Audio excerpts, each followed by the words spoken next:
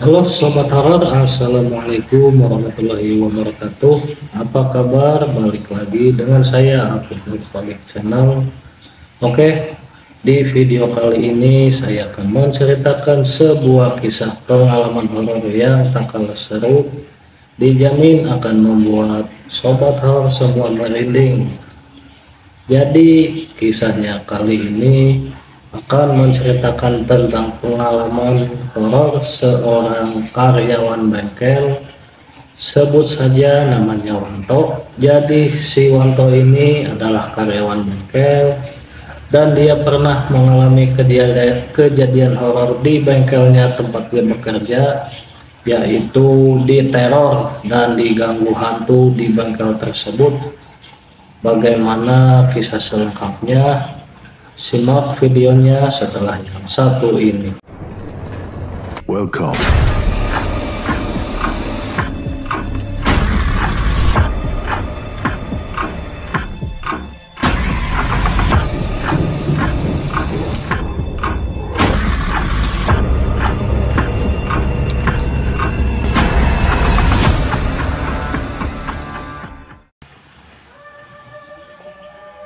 Jadi si Wanto ini dia bekerja di sebuah bengkel.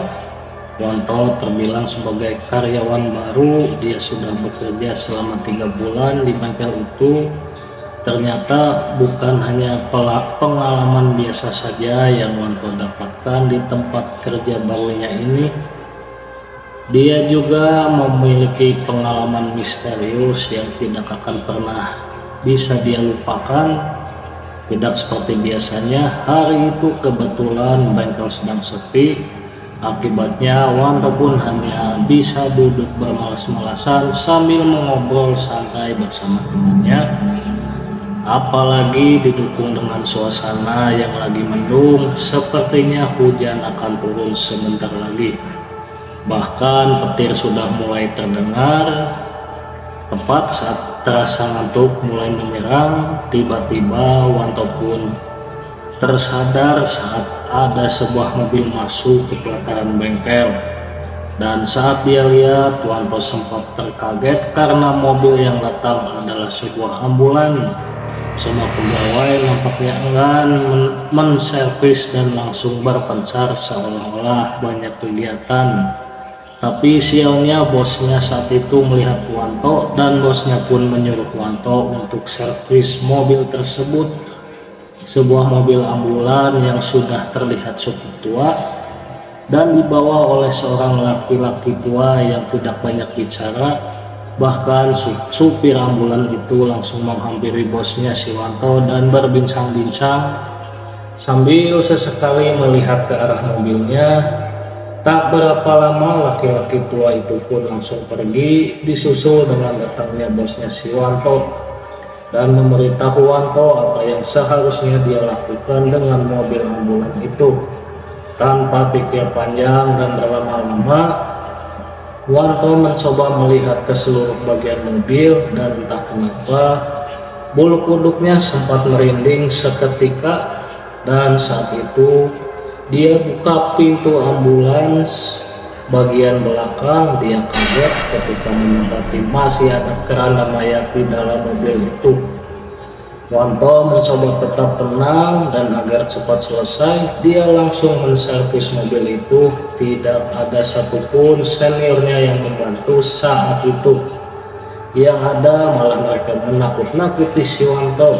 Tak beberapa lama hujan pun turun dan suasana menjadi lebih gelap. Sejenak Wanto meninggalkan mobil untuk membawa senter. Tapi ketika dia kembali lagi dan kembali masuk ke kolong mobil ambulan itu, suasana pun mendadak mencekam. Wanto tiba-tiba mencium bau yang sangat mengganggu seperti bau amis darah. Bau itu jelas sekali berasal dari mobil ambulan itu. Walaupun takut, tapi Wanto berusaha untuk tidak menghiraukannya. Sebelum sempat Wanto berpikir, dia tiba-tiba mendengar suara dari arah mobil. Wanto yang sedang berada di bawah mobil mendengar seperti ada orang yang bersuara dan bergerak di dalam mobil. Padahal jelas-jelas hanya ada keranda kosong di dalam mobil ambulan itu. Karena penasaran, Wanto langsung keluar dari kolong mobil dan membuka pintu belakang mobil ambulan itu.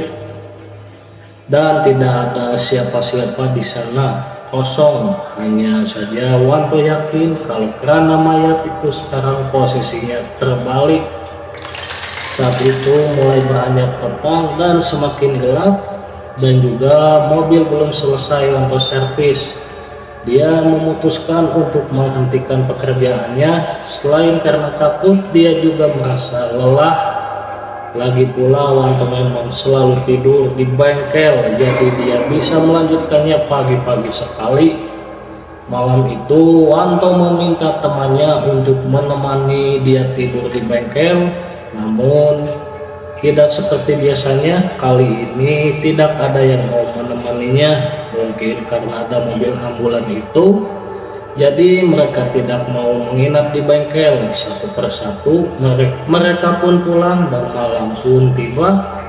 Hujan telah reda, udara di luar memang terasa sangat dingin, namun dingin ini tidak seperti biasanya.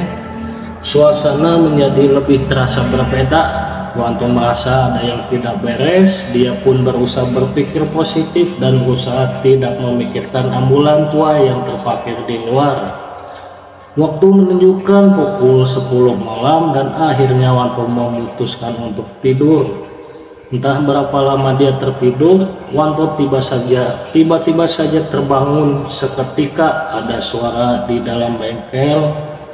Ada pencuri, pikirnya dalam hati. Dia mengambil linggis dan bersiap untuk menghajar pencuri tersebut. Dan saat Wanto membuka pintu kamar dan melihat ke bengkel, ternyata tidak ada siapa-siapa. Dia melihat ke arah jam menunjukkan pukul 2 dini hari. Wanto pun berbalik ke kamar, dan ini nyata hanya imajinasinya saja. Dia mendengar suara seorang wanita tertawa kepadanya. Lalu dia pun melihat ke arah bengkel dan tetap tidak ada siapa-siapa, sampai akhirnya di dalam mobil itu dia melihat seperti ada seseorang, namun karena gelap jadi tidak begitu jelas. Perlahan Wanto coba beranikan diri untuk mendekati mobil itu.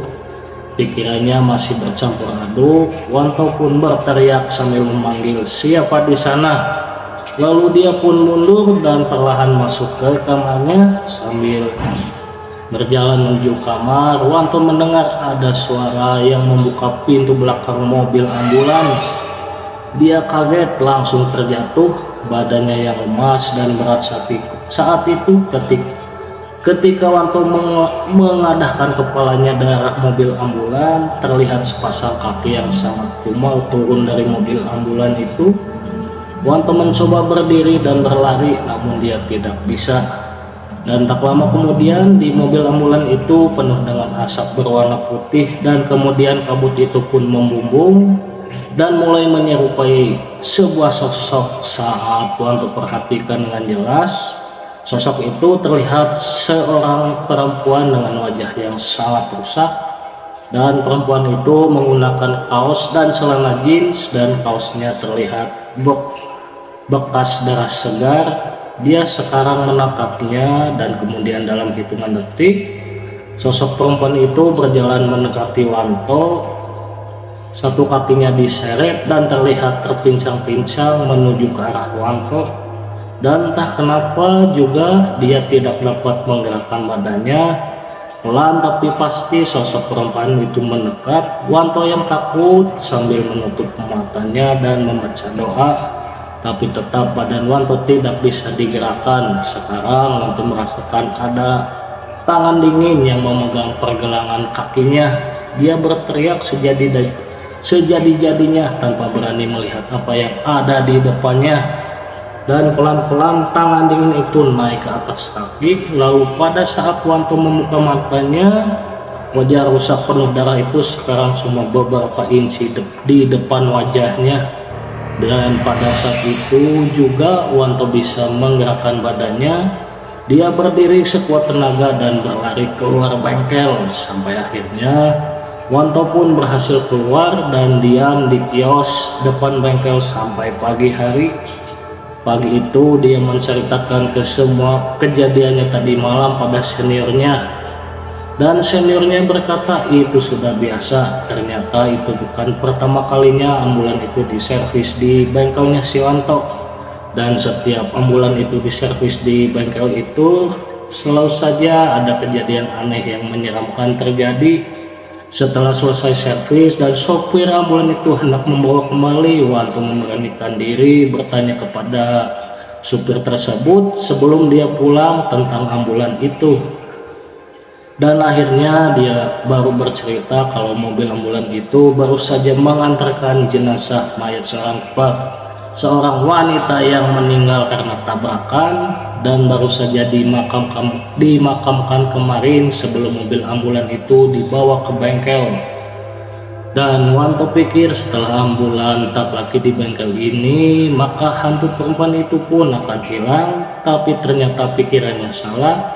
Sampai saat ini sosok perempuan itu masih sering terlihat setiap sore menjelang malam berdiri di bawah pohon yang terletak di dekat bengkelnya buat kerja. Oke, demikianlah cerita horor dan mistis kali ini. Semoga dapat membuat para sobat horor semua merinding. Jangan lupa like, komen, dan subscribe. Jika sobat horor ada yang mempunyai kisah pengalaman horor atau mistis dan ingin kisahnya diceritakan di sini, kalian bisa kirim cerita kalian melalui email yang ada di deskripsi. Oke, saya akhiri video kali ini sampai di sini. Sampai jumpa lagi di video selanjutnya dengan kisah cerita yang berbeda dan seru. Akhir kata saya ucapkan wassalamualaikum warahmatullahi wabarakatuh.